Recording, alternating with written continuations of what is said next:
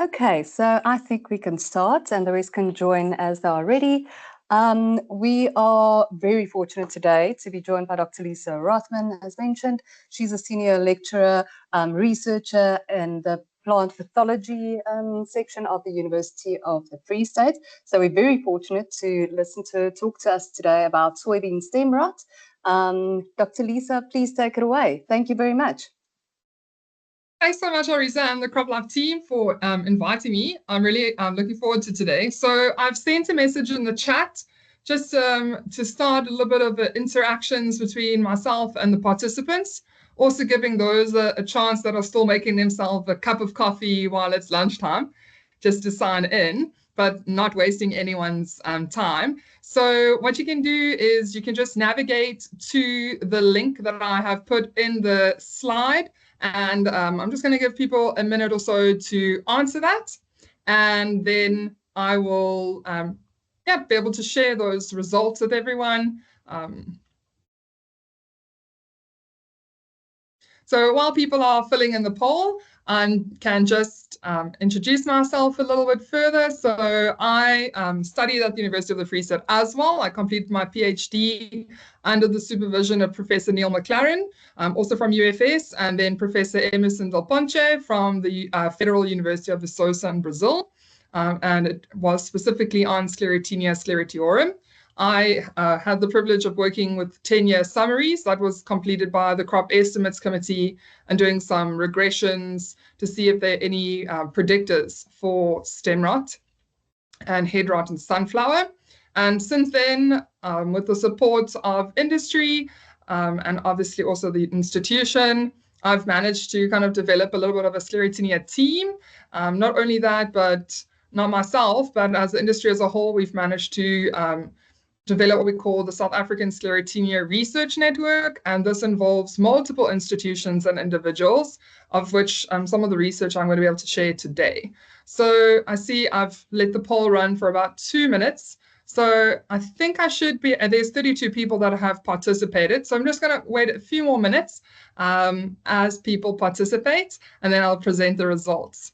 So while we are still waiting, I really enjoy, part of my responsibilities at the university is to also give lectures. So I am teaching a module in introductory microbiology / plant pathology to the B.Agric students, and then a second-year module for specifically in applied plant pathology, also to the B.Agrics. And then I teach a fourth-year module called plant disease epidemiology, where we look at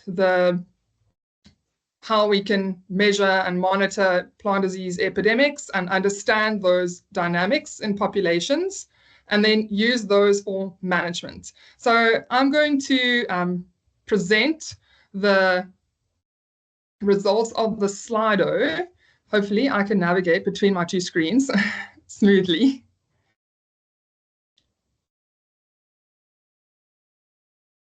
Okay. And I should be able to do that this way. So if it disappears, it's all right. It'll be back now. Right, so this is just a live interaction of the poll. As you can see, the majority of our participants today are from industry, looking at seed and crop protection. I know that this is difficult because crop protection and seed and pesticides are together, but I thought I'd put the seed and crop protection for the seed and seed treatments together. And then also look specifically at biocontrol. It seems that we have postgraduate students here, as well as people that are interested in involved in biological and biopesticides. Right, so thank you so much for participating in this poll, and we will have another one a little bit later. Just to keep the presentation interactive. I know that sometimes having an online presentation can feel a bit static. Right, so I'm going to share my presentation now. Hopefully everyone can see this. Right, Arisa, if you'll just confirm that it's back to the presentation. Yes, we can see. Thanks, Lisa. Great, thanks. Right, so as Arisa said, I'm going to be talking a little bit about soybean stem rot caused by Sclerotinia sclerotiorum. But I've been sneaky and I've added a little bit of other crops in because it has many host plants. So why are we here today? So first of all, I think the main thing for me is just to introduce you all to the concept of how we would interrupt the pathogen life cycle and to allow for management strategies to be in place. And that's what we're going to walk through today. So first of all, globally, Sclerotinia, sclerotiorum is known as white mold, and this is because of the symptoms that is caused on the stems of plants. And as you can see in a report from Savary et al. In 2019, there was no data provided for sub-Saharan Africa on white mold. And so what you're seeing here is a heat map of yield losses that they assign. So the red is higher yield losses and the blue is lower yield losses. So, or the yield burden, not necessarily yield losses. I did tell Alriza that I will provide a PDF link for this. And most of the articles have hyperlinks. So you should be able to go and read the full article if you would like to, or have access to that at least. All right, so as we can see in the United States and Canada, the cyst nematode is the #1 yield burdening organism, but white mold or Sclerotinia sclerotiorum is the second most important fungal pathogen and pest associated with soybean. So it's the first most important fungal pathogen globally. So why have I underlined sclero and sclero twice? We're going to come to that shortly. But what I would like to just share with you is what we've seen in soybean and sunflower in South Africa. This is some results from a survey that was done by the Crop Estimates Committee from 2006 to 2015. So it's a 10-year survey. And what we can see is during this, there was a high frequency of producers that reported none to trace amounts of Sclerotinia in their sunflower and soybean fields. However, we have started to see producers report a higher frequency of moderate to severe since 2016 onwards. So we're going to talk a little bit today about why we're seeing that and how we can mitigate some of the effects of that. So this is also from a news report about, I think 2 years ago, where there were reports of struggling to harvest, not only because of rain, but also because of disease. So as a plant pathologist, you can imagine I was quite thrilled to see that a pathogen that I'm passionate about was on the news, but also quite concerned because this is something that actually is making the news, and we need to do something about it, particularly for the sunflower producers, as there's much more limited management strategies available for them.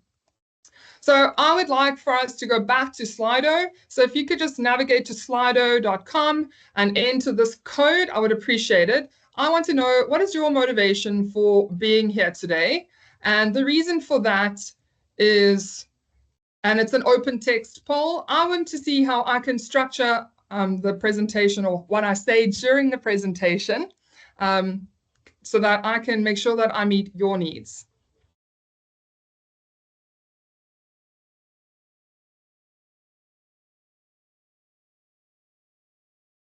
So I'm going to give you just a few minutes to do this. I'm going to turn my camera off, and I'll give 3 minutes so that all the participants can write down why you registered for today's webinar.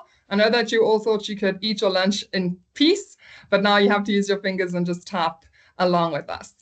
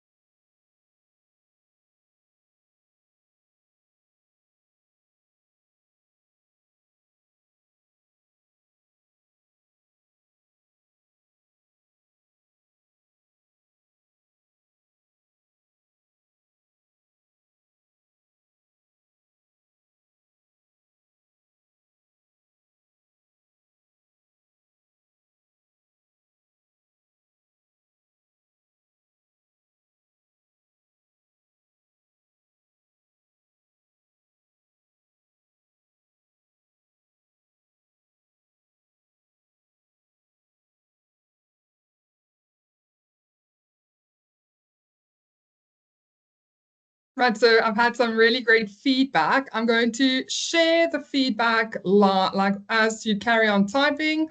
So don't worry, it is anonymous, but I thought I would just go over some of the feedback that people are giving. So there's a lot of responses on looking to be able to support or advise farmers, those that are in the industry that are looking how to position themselves, to look at maybe the development of synthetic or bioproducts, understand the scale of the issue in Africa. Someone just said, you know, this topic just triggered my curiosity.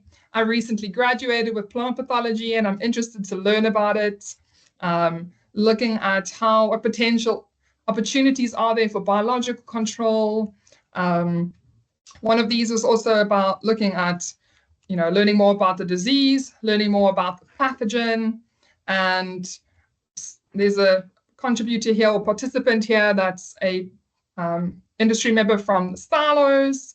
And this is really a good opportunity to learn about that as well. Great. I love the honesty. Obtain your CPD points.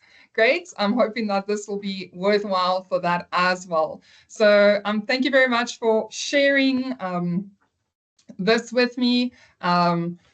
And I look forward to just shaping the webinar based on that.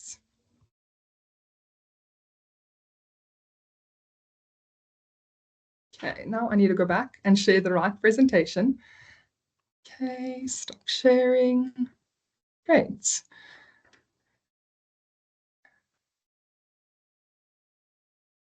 There you go. Right, so thank you very much for adding your motivation to register for today. So most of you are or should be familiar, unfortunately, with the symptoms and signs of Sclerotinia stem rot. And if we walk through today, I'm just going to briefly touch on this. So one of the most typical symptoms is this white fluffy mycelium, which is the fungal threads of the pathogen, which usually is coupled with a watery soft rot of the lesions. As disease progresses inside the stems, they can become shredded, and then a sclerotia will develop. Now, we're going to talk a little bit more about these sclerotia and why they look the way they look.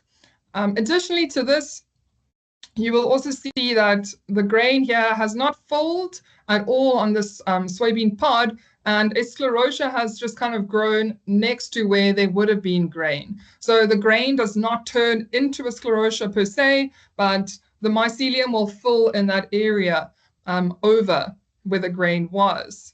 With sunflower, as you can see, this is inside a sunflower stalk. The sclerotia are a much different size. They're usually larger than that of the soybean because the stalks are much wider. And then we have this watery soft rot that will appear on the sunflower, the back of the sunflower head, and that will be coupled with this shredding and white mycelial mass. So I haven't spent too much time on the symptoms. I will rather share additional pictures as we go along. Right, so I'm going to take us through the life cycle, and this is important because understanding the life cycle allows us to look at where we need to target specific points in this life cycle for disease management. Also, it will allow us to understand if we want to assess whether disease management is effective or not, where to actually measure the disease or the pathogen. So I just want to have a quick Plant Pathology 101 recap. The disease is known as Sclerotinia stem rot or head rot, and it is caused by the pathogen Sclerotinia sclerotiorum. So two different components. One is the disease, and we can measure the disease through looking at symptoms and signs. But when we measure the pathogen, we measure specific structures that are associated with the pathogen. For example, the sclerotia. Now, sclerotia are the survival structure of Sclerotinia sclerotiorum, and I'm going to take you through the life cycle and the requirements of the environment during the susceptible stage of soybean. And there are some really great papers on canola and sunflower as well, which I'm also more than willing to just share those links with Elrisa. So what we're going to start with is the survival structure that I've circled here. So it is a sclerotia. It is a melanized structure that is a resting structure or a survival structure that is a melanized mass of mycelium that is compacted. And this needs to germinate before there can be any ascospore release and disease initiation. Now, there are two pathways in which sclerotia can germinate. The one pathway is known as myceliogenic germination. And as the name implies, it means that the sclerotia germinates via mycelium. And I'm not going to focus on that today. I'm going to focus on the main leading cause of our stem rod infections in soybean, and that is usually through ascospores, which are released from an apothecia. And so carpogenic germination is the process by which a sclerotia will germinate and form its apothecia, and from there release ascospores. Now, ascospores are the structures that are within the cup of the apothecia, which we're going to see just now. So for now, we're going to focus on the carpogenic germination. And so during carpogenic germination, for this to occur, we need optimal relative humidity of more than 90%, although there have been instances where the relative humidity between 65 and 75% have not been or have not inhibited the sclerotia from germinating.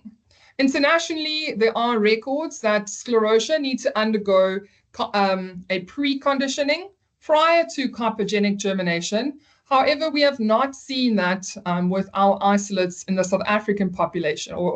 So this, obviously, the more isolates we receive of Sclerotinia, the better understanding we will have of preconditioning. But to the best of my understanding, there is no preconditioning of the more, temperate isolates compared to those that are in the colder or tropical regions. And then if we look at air temperature, between 10 and 20 degrees Celsius will initiate carpogenic germination. But more importantly is where the sclerotia is in or on the soil. Now, sclerotia, when they germinate, will have stipes. These are the little protrusions that will come out of a sclerotia, and we will see them shortly.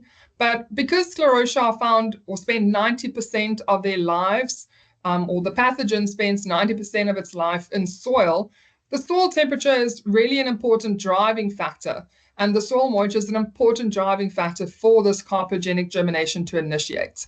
So anything between 14 degrees Celsius and 23 degrees Celsius in the first 10 centimeters of the soil are what's more likely to trigger carpogenic germination.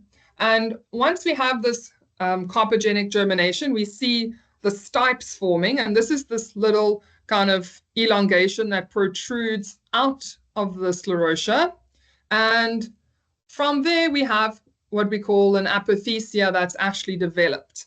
Now, once an apothecia developed, it looks like a little trumpet. And because Sclerotinia sclerotiorum is an ascomycete, it means that it produces ascospores. And when the soybeans are flowering or have senescent flowers, this is usually when the tissues are most susceptible to Sclerotinia. And this is not a two-scale picture. I should probably say that. You can all have a good laugh.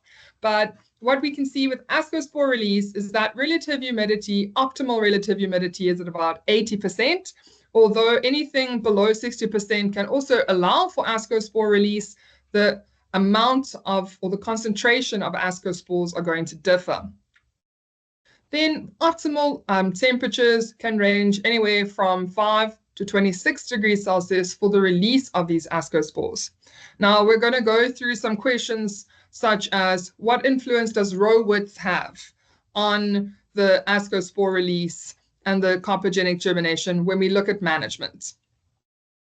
So one of the things that's important to remember is that ascospore release doesn't necessarily have a pattern per se, and there's only been a very limited research on what time of day ascospores are more likely to be released. But in the 2 years that you can see here from research in 2011 in North America, in I think it's South Dakota or North Dakota, where we can see that during from 8 to 12, this is a tendency to be a peak in 2005 and 2007, and then a decline around noon.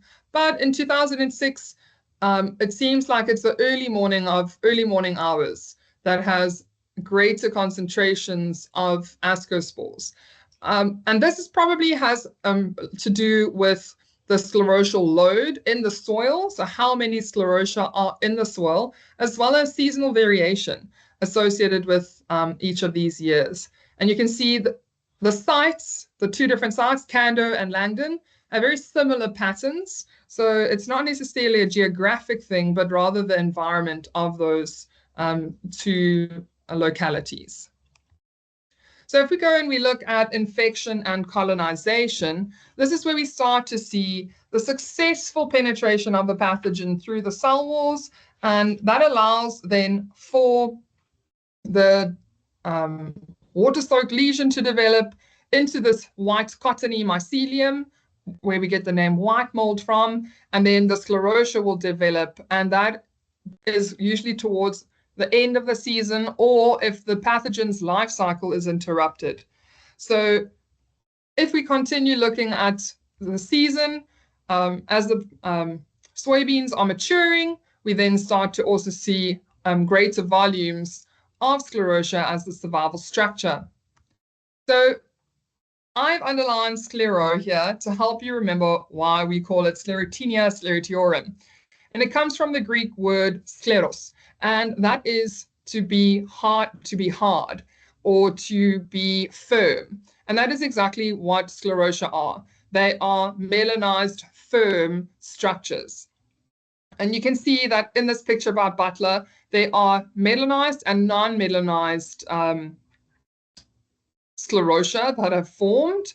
And the melanin allows that structure, the sclerotia, to be protected from UV radiation, so it reduces the likelihood of it being degraded, as well as microbial degradation. So what is inside, or how does the structure of a sclerotia look under a microscope? So we have the rind, which is completely melanized, and then we have the cortex between the rind, and then we have the medulla, which is that compacted mycelium. So not only can sclerotia be melanized, but the hyphae, the fungal threads, can also be melanized. And that is why different isolates of Sclerotinia, sclerotiorum may look different on a petri dish, for example. And this is important to remember because the population of Sclerotinia, sclerotiorum does not have a forma specialis. It is not like the rust pathogen or the genera, for example, Puccinia, where they have forma specialis hornii or forma specialis aveni that only affects barley or oats, or tritici for the wheat. So they may look different on a petri dish. The sclerotia and the mycelium structures look different, but there's only one species, Sclerotinia, sclerotiorum. Although there are other species within the genera, being Trifoliorum, Sclerotinia minor, Sclerotinia subarctica, we are focusing strictly on Sclerotinia, sclerotiorum. Right, so we can see them here in this soil. That's at the end of a season, they've started to be around the stem, and these have not germinated yet because they were formed in this season. Right.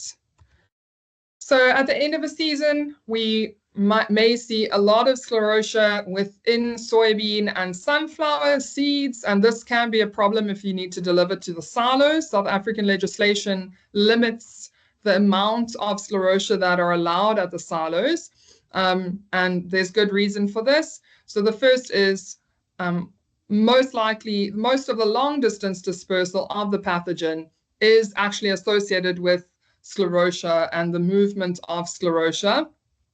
And as you can see, it's much easier to see the sclerotia in the soybean than in the sunflower. This was a severe infection in sunflower. And we can have sieving to clean the seed, as a not necessarily a management tool, but if we know that farmers use retained seed, that is one of the ways that they reduce their sclerotial population levels in the seed. However, with sunflowers, with being hybrids, our producers are using fresh seed every season. And there's also, we will get to just now, but there is legislation protecting producers who purchase certified seed. So one of the things that's important to recognize is the difference between Sclerotinia sclerotiorum and Sclerotium rolfsii or Athalia rolfsii. Now, Athalia rolfsii is also a fungus that can infect beans, soybeans. I've seen some infections on maize, not that it causes significant infections on maize, rolfsii, but they have more spherical sclerotia and they do not become as melanized as Sclerotinia sclerotiorum's sclerotia. And what you will see is also Sclerotinia sclerotiorum's sclerotia are not necessarily spherical. They can be oblong. A lot of them, a lot of producers will also say that sclerotia look like rat droppings, muisdrolletjies, and that is purely because they really do look like little mouse droppings because they formed in the stem of the soybean. So I would like us to go back to Slido, and I would like you to tell me which structure is the apothecia, option A or option B. So take a little bit of a look. I'm going to go and activate our Slido, and you can say whether it's option A or option B.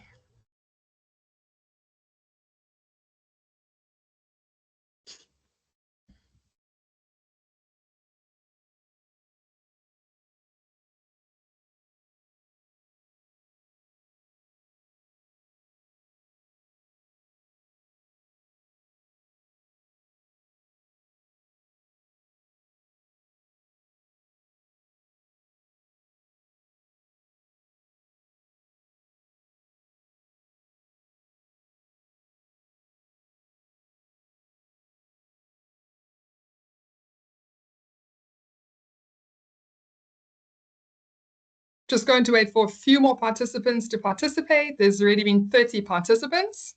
So which is the apothecia, option A or option B?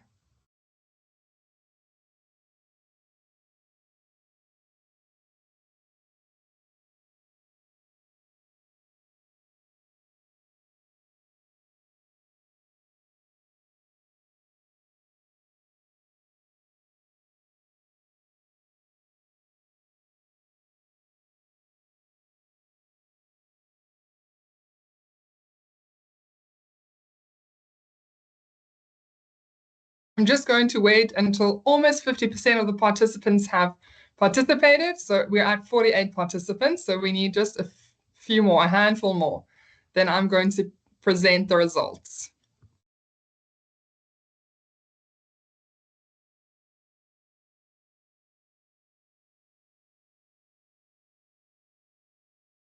All right, so these are the live results of which structure is the apothecia.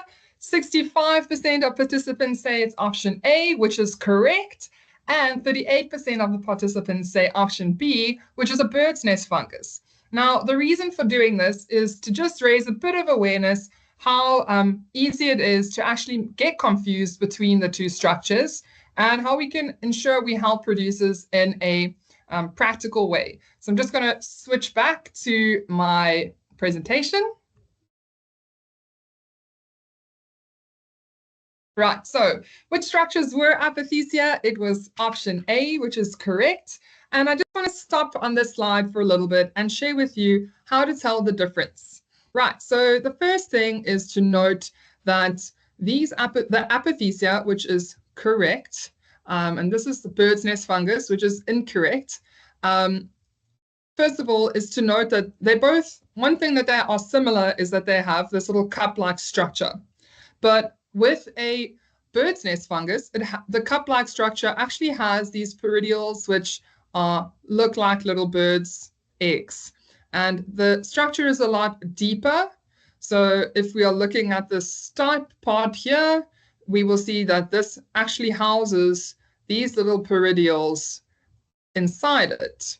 But if we look at the apothecia, the stipe or the structure is more like a disc. The apothecia is more like a disc.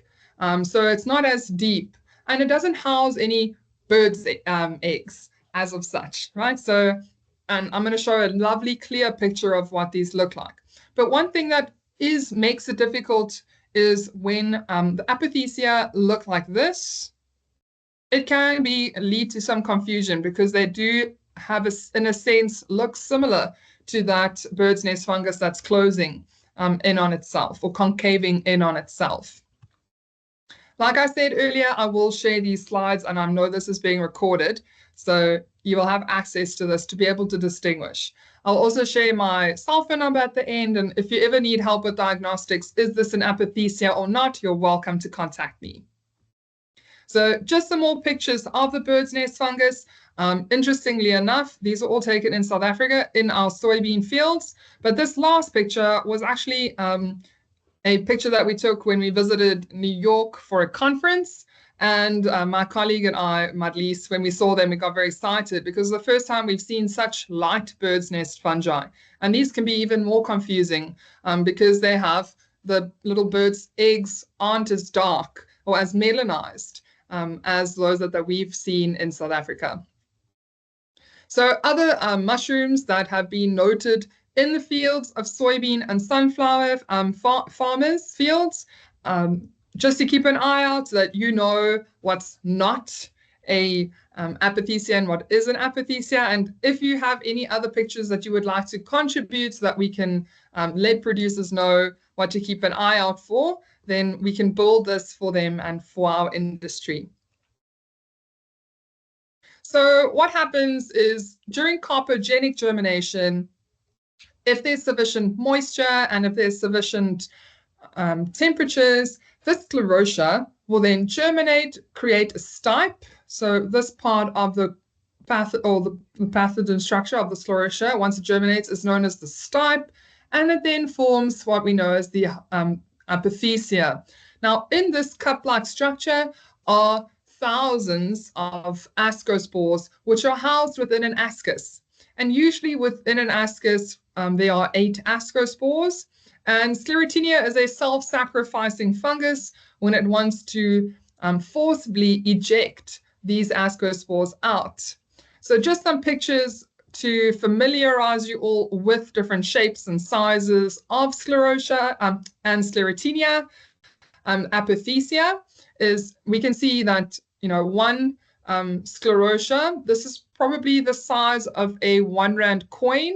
I realize now I should probably put some reference sizes in like all the others have.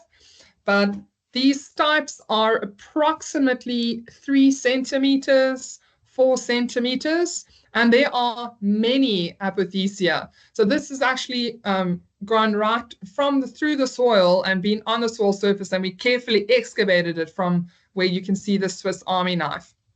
So many, many apothecia in a field can lead to much higher concentrations of ascospores.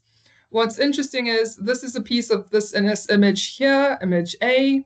We have some apothecia that actually, it's a piece of stubble that sclerotia are still inside the soybean stem, and they have grown right through that soybean stem. So it's really interesting to see how crop residuals are also contributing then to having that ability to survive because the sclerotia are in the stem itself. Okay, so that's just a clear indication of the different sizes of apothecia you can get and the volume or the frequency that you can find in the field. So what happens when once an apothecia releases its ascospores, it makes a very forcible ejection, and it puffs all of these ascospores into the air. And puffing usually doesn't occur more, the puffing, within the canopy, it usually stays in a canopy, the intrinsic inoculum. Once it escapes the canopy, there are much less, the ascospore concentration also dissipates. So you have a much higher concentration of ascospores around where we find the apothecia, and this then dissipates as the distance from the apothecia increases. And in epidemiology, we would call this the disease focus or the foci in the field. So higher concentrations of disease are also more likely around where we find apothecia. And this is why record keeping in the field of where we see apothecia can be very critical, because we also know then when to monitor and where to know, if we need to actually apply any fungicides or not. And that is probably one of the most important things when it comes to interrupting the life cycle. It would be to know when we can expect carpogenic germination to occur and where these sclerotia would then germinate and produce apothecia. And prevent that from happening through fungicides or manipulating the environment to ensure that this germination does not occur. And so just a little bit of background on this puffing, or to give you a little bit of better insight, is some videos. So hopefully they will work. Let me just turn off the pointer.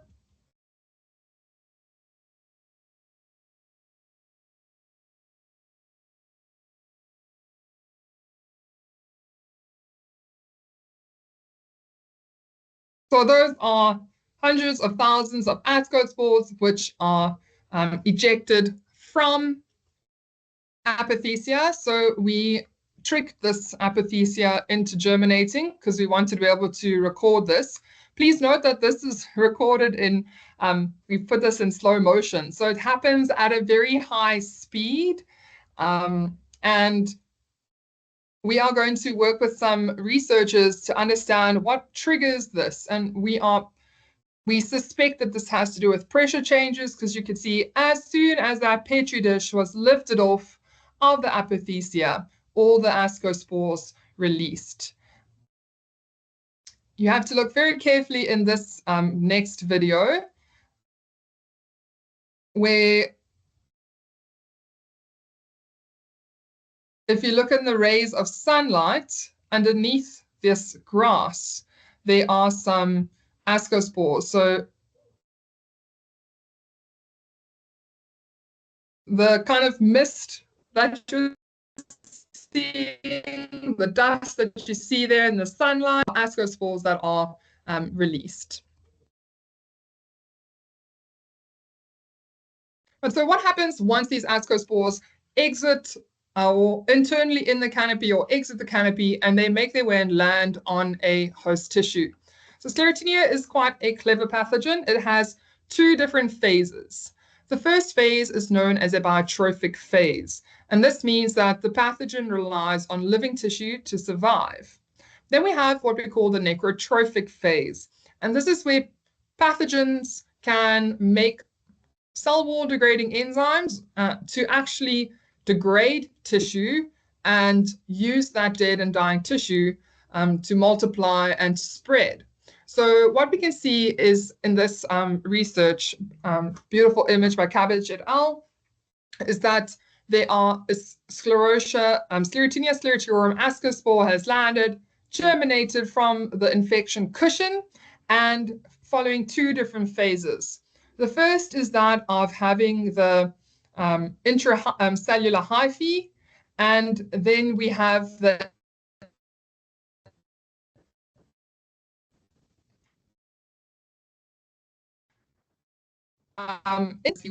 so it's interesting that this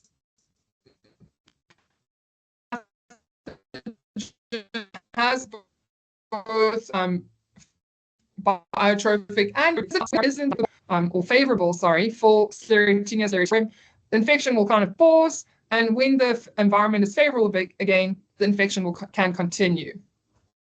And there's a lot of molecular and lot of molecular pathways that are involved here that allow us to then understand this. But as a field pathologist, I'm going to allow the molecular biologists to inform me on all of that. So one of the things that's important, like I said, to understand about the Sclerotinia populations is that we only have the species, we don't have a forma specialis. This is some research that was done by a group at the University of the Free State in plant breeding that originates from my supervisor's time and has continued with Chris Nastain and Prof. Minard Untung. And I like to say that it's kind of like the 300 musketeers because of one for all and all for one. This one pathogen has the ability to infect lettuce, onions, sunflower, cabbage, witchweed, dry beans, squashes. Recently, there have been reports of Sclerotinia infecting blueberries, olives. So these are things that we need to keep an eye out for, especially for high-value crops, which are in the Western Cape that are near our canola fields. So not something to get panicked about, but something to be aware of. So I'd like to spend a significant or the rest of the time on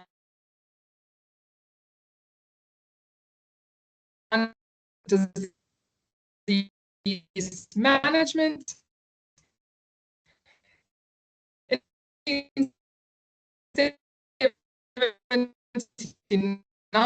You think of any questions you have based on management, whether it is just an anecdote, so that in the chat you can pop those and we can discuss them as I at the end, once I've gone through the slides. As you can see, I like to have interactive presentations, and I think having those, just that feedback from any questions you have or curiosities you have would be great. Also for me, because it's something that we can investigate. So with disease management, there are 6 key elements to disease management, general disease management. First is eradication.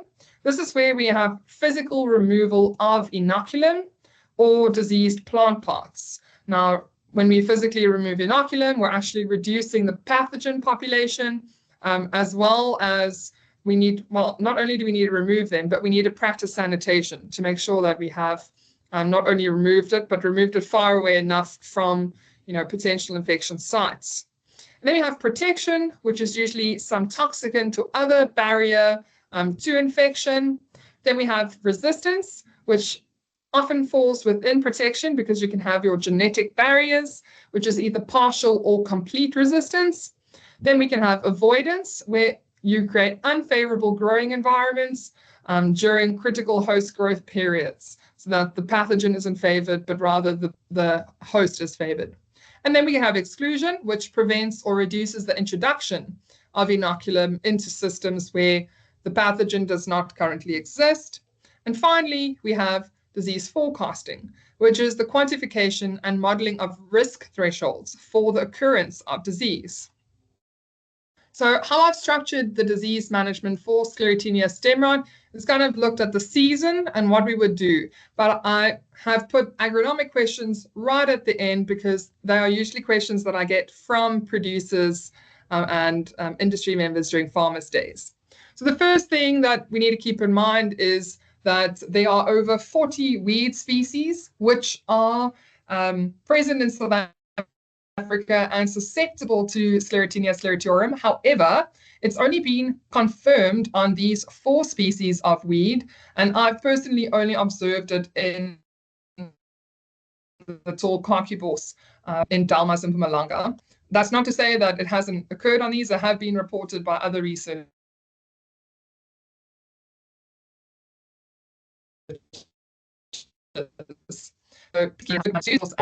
In fields. So the next part is to ensure pathogen-free seed. Now, often we get asked, what is it that survives on the seed? Is it the mycelium within? And it is the likelihood of ascospores surviving on seed to contribute meaningfully to an epidemic are minuscule. And we've done some surface sterilizations. So we take the seed and we sterilize them for depends on the type, the depth to which we want to understand the pathogen has infected the seed. But we've seen that the tester and cotyledon of seed have been infected with the mycelium of sclerotiorum. Visualized media, which allows us to detect Sclerotinia within minimum of 48 hours about, and that is when it makes this yellow halo. Then we can detect that there is Sclerotinia present. As you can see on the right, there is no yellow halo. and that means that the likelihood of there being Sclerotinia is very little. Caveat to this is the media can allow for it's semi-selective, not purely selective, and other pathogens like your penicilliums will also make a yellow halo. However, it is very distinct morphology between a penicillium and the Sclerotinia's white fluff. So now let's turn to the middle of the slide, where we look at the standards for grading of sunflower seed. So this is the grading, excuse me, at silos for sunflower seed, but the same goes for canola and soybean. And I just put here for a little reference, a soybean seed with sclerotia, that the sizes of sclerotia, these are real sclerotia that I measured under the microscope, using the sieve sizes that are actually at the silos. And we can see that there is they're really, really small sclerotia in contrast to the soybean. Obviously, this is not the true size of a soybean. Otherwise, you wouldn't be able to see the sclerotia. That's how, it's really tiny. And you'll be able to see that 4% sclerotia are permitted under the different classes for grade 1 sunflower. And there's a paper that I've summarized that is available on the South African silos and their deliveries of sunflower and soybean seed and the amount of sclerotia, which I'll also then share the link to. I haven't put it into this presentation for the sake of time. But I'd like to really commend industry and policymakers, because I know that for producers it seems really tough to have a 4% allowance of sclerotia, but we are one of the few countries that has any legislation protecting or preventing the spread or the high volumes of sclerotia in seed. And you will see that in the United States of America, there's no reported policies for soybean. In contrast, in Brazil, they have a zero sclerotia tolerance. In canola, they have no reported policy in Australia. And for rapeseed in Canada, they have a 10 sclerotia per 5 grams. So I encourage you to take a read on this paper that was written by Hanley Duplessis. You can scan the QR code, and it'll allow you to see why using certified seed is your first defense against Sclerotinia in soybeans. And this has to do with the fact that mycelium of the fungus can survive in the cotyledons and testa, as I've stated. So besides just having Sclerotinia in your seed, there are other fungi that can survive. And we just recently have been working with a master's student on this, and it's really difficult to tell the difference between seed that are infected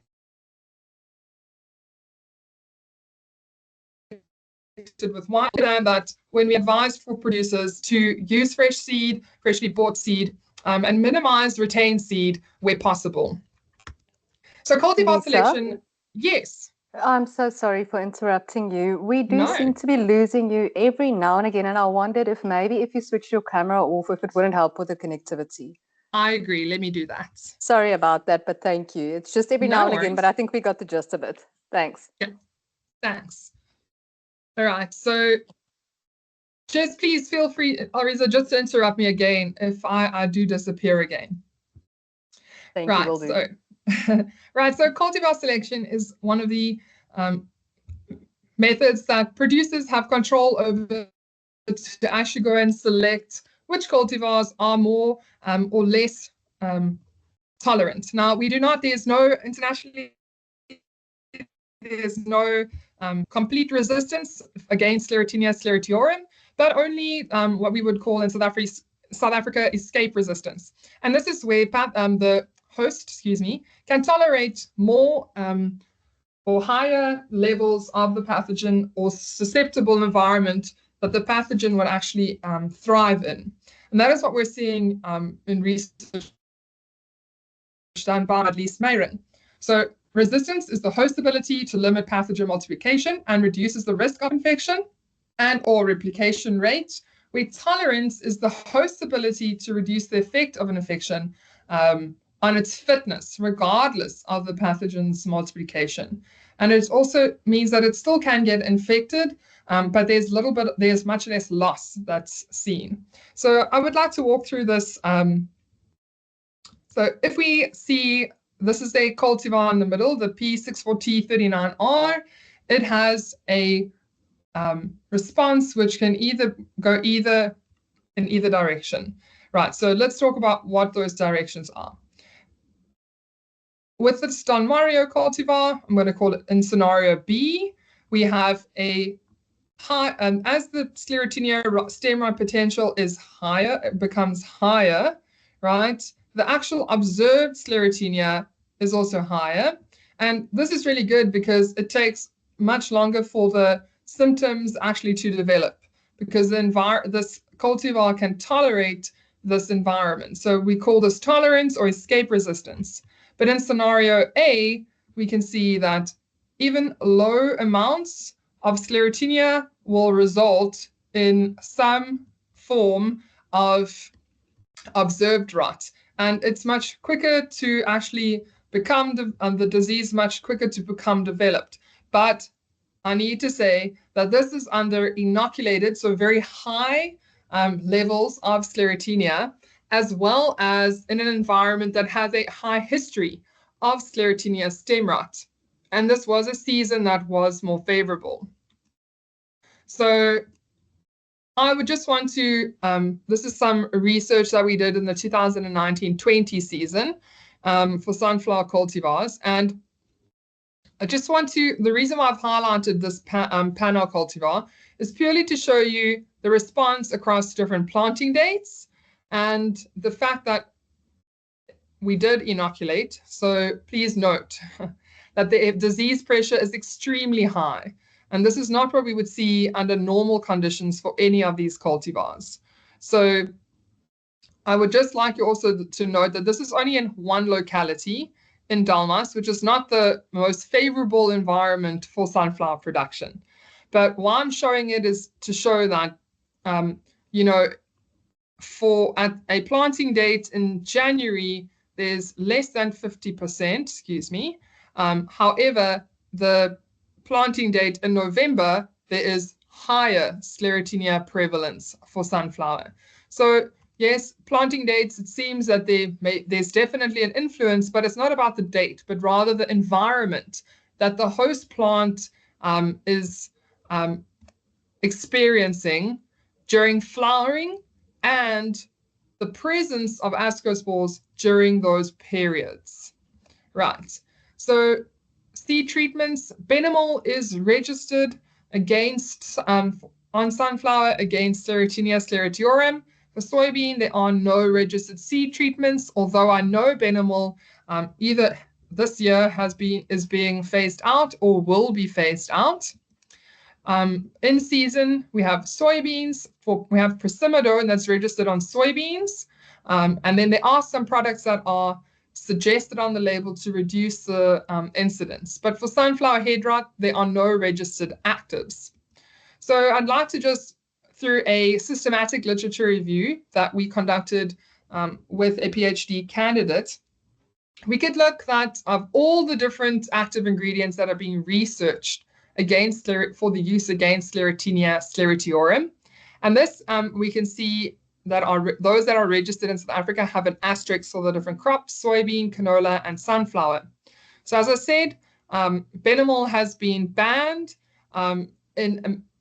is going to be banned in South Africa and has already been banned in Australia and in the USA.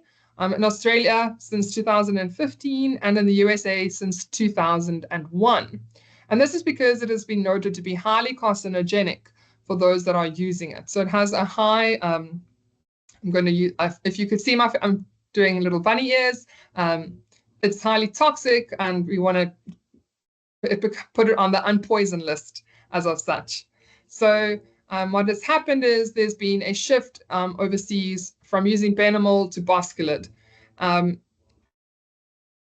Then in South Africa, we have carbendazine products that are registered for rust of ground bean and soybean and early bite of potato. But there are suggestions that this can then reduce the incidence, although not registered on soybean. So modes of action are really important when it comes to looking at how we will inhibit the pathogen. And if we look at the SDHIs and the quinol outside inhibitors, we can look that they are preventative, they inhibit respiration, and they result in cell death. And this is usually where this exposure prior of the spores prior to germination will actually inhibit germination. But with the quinone outside inhibitors, if the mycelium has already penetrated the leaf tissue, it will still be vulnerable to further growth. And this is why understanding fungicide timing and when ascospores will be in the field are critical to ensuring the efficiency of efficacy of fungicides. So we know that reading labels is extremely important, but what I would like to note is that different actives have different requirements. In this case, for beans with Sclerotinia, sclerotiorum, they write, as soon as the very first disease symptoms appear. So I would like to encourage you all to go and scout for apothecia so that you can apply fungicides when you see apothecia. And instead of when the symptoms are first appearing in the field. This may be too late because we need to know what does the first symptom look like. And when we observe symptoms, it usually is in patches already instead of on individual plants. As you can see here, coverage needs to be sufficient to achieve this level of control. And coverage also can depend on canopy penetration and the type of nozzle that is actually selected. So we needed to be within the canopy, and I don't want to say targeting the apothecia, but targeting points where we know that there are higher risk for ascospores to be in the field. So, excuse me, this is a summary table of currently registered, well, currently this year, this was last year, of registered active ingredients or control agents, their FRAC groups, as well as the crops that's registered for. As you can see, there are 2, epoxiconazole and pyroclostrobin, that are not registered, but suggested to reduce the incidence of Sclerotinia stem rot. So one of the tools that we use to ensure the timing of fungicides is that of forecasting. There are multiple different forecasting tools available internationally. None have been locally validated, and this is purely because of capacity. International research groups have multiple field sites that they can visit and multiple team members that go and scout for hundreds, almost thousands of apothecia every year. And they've developed what's called the Sporecaster app. And the Sporecaster app works using what we call logistic regression, stating whether there is a risk or no risk for apothecia development. And they look at agronomic factors like your row width and irrigation, as well as your cultivar, and then your environmental parameters. So if the temperature, relative humidity are favorable for apothecia development. And this app has been developed by researchers at Madison, Wisconsin, in the United States of America. Just to give you an idea of some of the other types of forecasting or risk predictors, there are canola risk checklists, where you can have an idea of when last did you plant a susceptible host crop in the field, what was the incidence of that. So let's just do a quick plant pathology 101 reminder. Disease incidence is the number of plants that have disease. So whether they show any symptoms, if they show any symptoms, they are considered diseased. If they are healthy and showing no symptoms, they are considered healthy. And so disease incidence is the number of plants in a plot or row that are showing symptoms. Disease severity would be the extent of those diseased plants, the tissue that has been damaged by the pathogen, right? So a lesion size of 5 centimeters versus a lesion size of 20 centimeters on a sunflower head, for example. Right, so that would be disease severity. Then you'd have your crop density. So higher crop densities means more microclimate that is more favorable for Sclerotinia. And then rainfall, obviously more rainfall, more likely have soil moisture, higher chance for carpogenic germination. And then, which is something I'm still interested to see, is this weather forecast for high pressure and low pressure, as well as the understanding of regional risk for apothecia development. And this regional risk for apothecia development is where producers and agronomists, as well as extension officers and advisors, log whether they see any apothecia in the past, and this is then predictions for a regional area. And once these risk points are added up, then we can see whether they are actually, it's necessary to apply fungicides or not, or if it's recommended or not. And producers can set the threshold for themselves, although they use a specific threshold of 40 points to determine that it's not necessary to spray. And then you have something that looks at microclimate risk factors, such as the canopy growth, soil matrix potential, as well as soil temperatures. Here again, it's also based on risk points and the accumulation of these risk points over 7 days. And so the higher the risk points, the more likely that these ascospores are going to reach a critical level where there could be a higher risk for disease and the need for management practices. But as I said, these have not been validated for use in South Africa, but they give us a very good idea of what kind of risk producers may have, you know, with the history of Sclerotinia, denser canopies, and cooler, wetter weather. So don't get overwhelmed by this. I just wanted to show the intricate nature of creating a disease forecasting model, prediction, and all the different elements that are needed. You'd need to understand sclerotia that are present in the soil, if apothecia would be able to actually germinate, the survival of these apothecia, as well as ascospores that need to then be dispersed into the air during the susceptible growth stage. Once they're on the host plant, they actually need to be in an environment which can promote germination of the ascospores and then continue with these infection sites and lesion development. And if that's not possible, ascospores, once they've germinated and there are lesions, can then result in that sclerotia survival structure germinating. So what about biological control?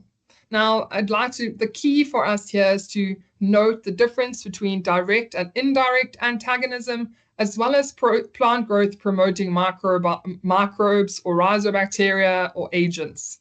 So in the strict sense, biological control is the suppression of disease by a living organism that antagonizes a targeted pathogenic organism. So direct antagonism, by example, is a mycoparasite like Minithyramus minitans in image A, where these the mycoparasite has completely colonized a sclerotia, inhibiting any germination. Then we have indirect antagonism, which is biopesticides and biofumigants, and these are usually secondary metabolites that are liquid or fermentations or specifically extractions of, for example, trichoderma, that allows us then to have this antagonism of the fungus. So it's not the actual living organism, but it's segregated metabolites that excreted, that inhibit the pathogen. And then we have plant growth promoting microbes, for example, that actually act as biofertilizers that promote the plant health, but don't have any effect on the pathogen itself or on the disease directly. So what is available, what has been reported in literature and research? So the most, as you can see, canola, soybean has a lot of biological control research comparison to sunflower. Internationally, there are multiple bacillus species. There are 2 fungal species, Minithyramus and Trichoderma. And then we can see that with the trichoderma, there are three species: Trichoderma viride, Coningi, and Harrisianum. And with the bacillus, there are multiple isolates within the Bacillus subtilis, for example, that has shown evidence of promise.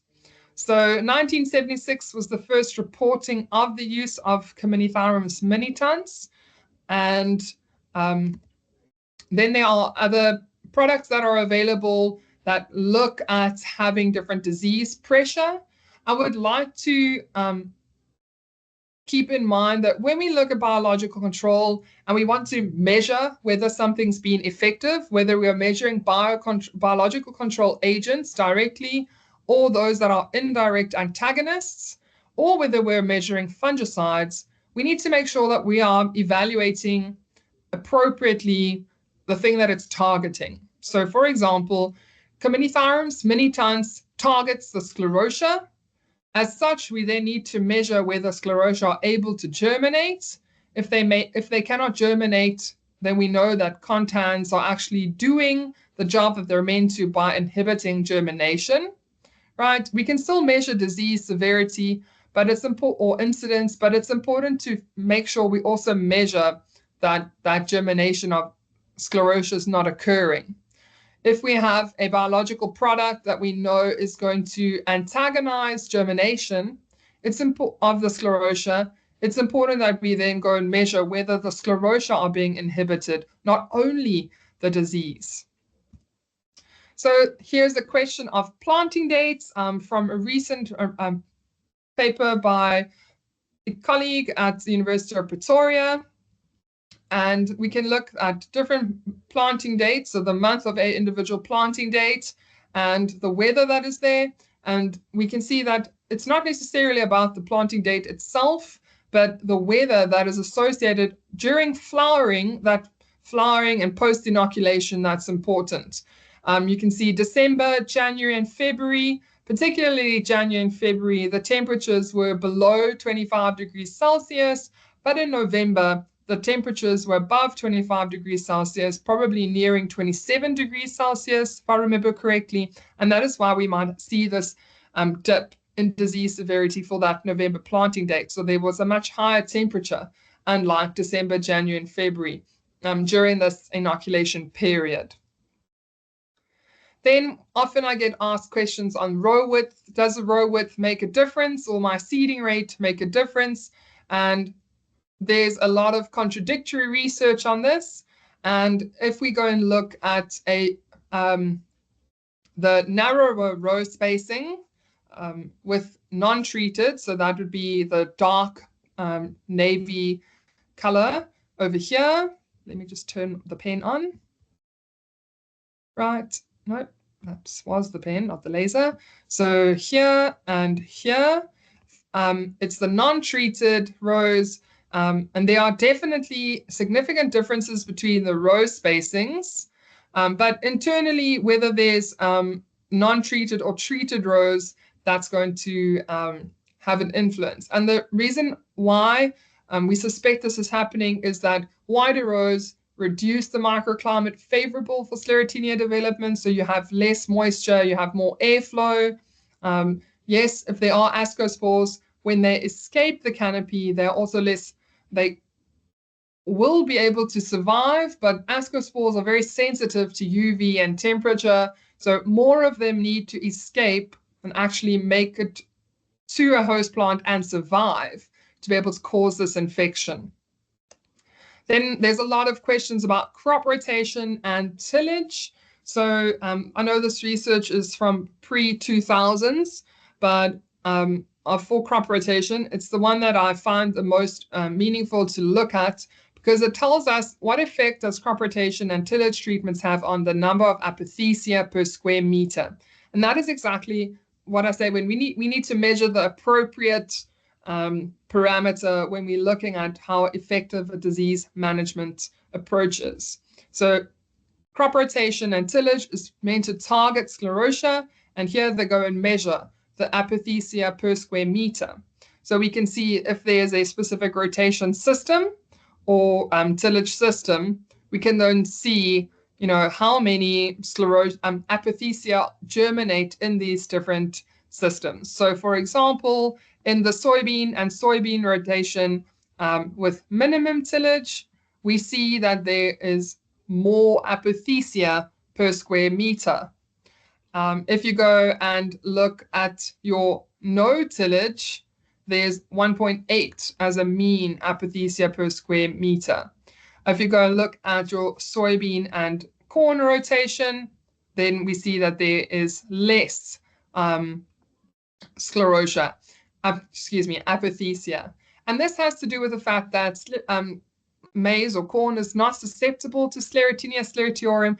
That doesn't mean that the apothecia won't form in the year that we've planted maize, right? So if the environmental conditions are still favorable and there are maize crops that have been planted, the apothecia can still form where there has been a history of them in the field. And this is why keeping good good field records of where we have seen Sclerotinia is really important. So if we go and look at tillage, we have a no-till, mulch tillage, and a moldboard plow, and the number of sclerotia per soil. We need to keep in mind that when we have different tillage approaches, we can see that if we are having a no-till or minimum till, you might have more sclerotia that are actually surviving on the soil surface or near the soil surface. But if we're using a moldboard plow, we could bury them, but we could also be dislodging sclerotia that have been surviving for multiple years. Now, sclerotia have the ability to survive for multiple or several years, 7 years, 12 years, 3 years, if they have not yet germinated. So once the sclerotia has germinated carpogenically, it will then no longer be able to, the apothecia uses the sclerotia as an energy source to produce itself. So once it's produced an apothecia, that sclerotia is removed from a disease system. So windrow burning is a practice that they use in Australia and canola, and I hope there's no Australians here. Apologies for not capitalizing your country. And South African producers are interested in using this practice because we've seen that mean sclerotia germination significantly reduces with extended periods of time, 10 to 15 minutes at 200 degrees Celsius. If only it was 20, that would be great. Even those that are buried at 5 centimeters. One of the things that we're currently investigating, or tools or approaches, is the use of a desiccant to dry down at-risk Sclerotinia on sunflower. And the reason for us looking at this, one of my Masters of Agriculture students, Cornelia, is looking at this, because we've had multiple producers phone and ask us, what is the impact of applying a desiccant on sunflower which have head rot? And I'm not recommending this practice to farmers. We don't know what the implications are, and that is why we are investigating, if you can actually have any yield benefits.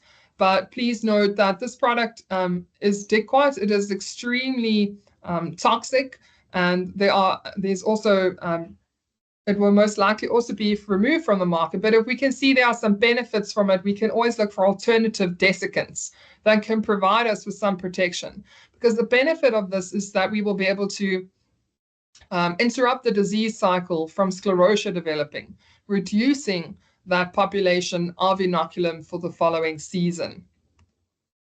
One question that we've had from producers is, what happens if I move cattle that have been feeding on the stalks of sunflower from one field to another? And Madlies did research on this. We like to informally call it the scoop on cow poop.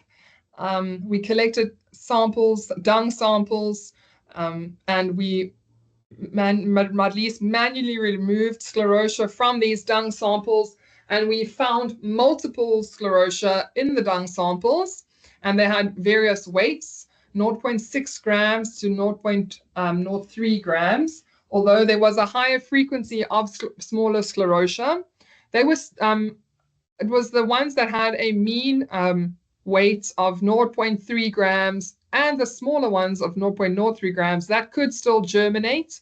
However, only 4% of the total sclerotia that were recovered were actually able to germinate. So there's a very low prevalence of survival of the sclerotia in the rumen of cattle, which that we still currently work with was relieved. And this is great news for producers. So we know that the spread is not, this is not really contributing significantly.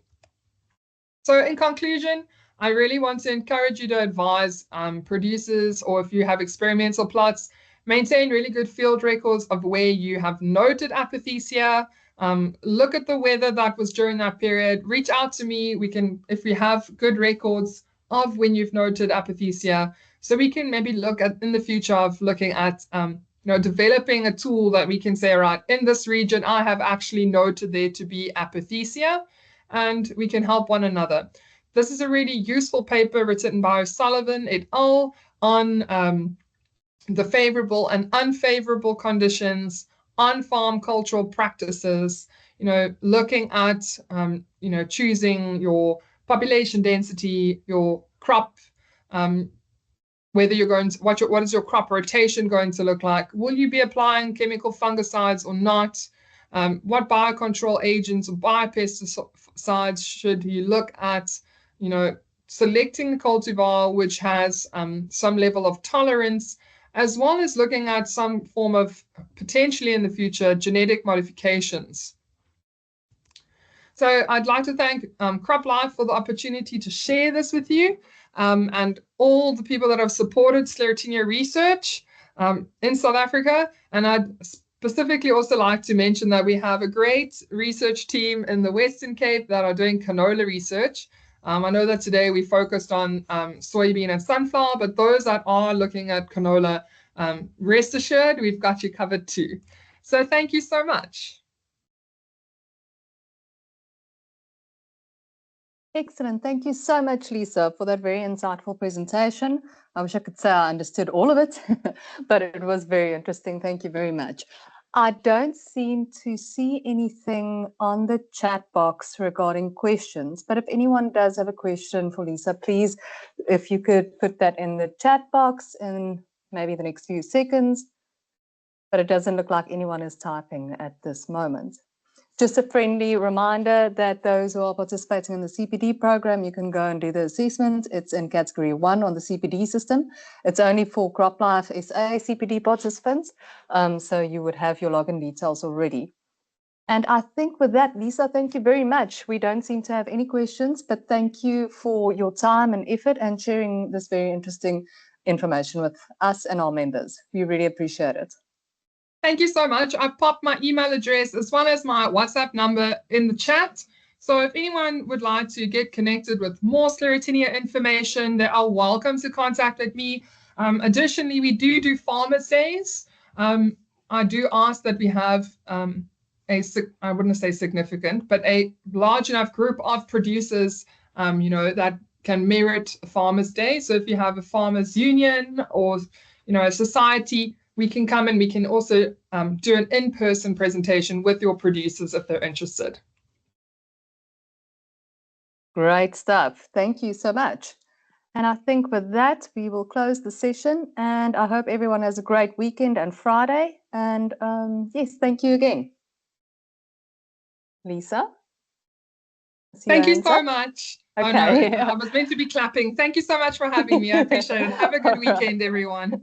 Thanks, everyone. Bye.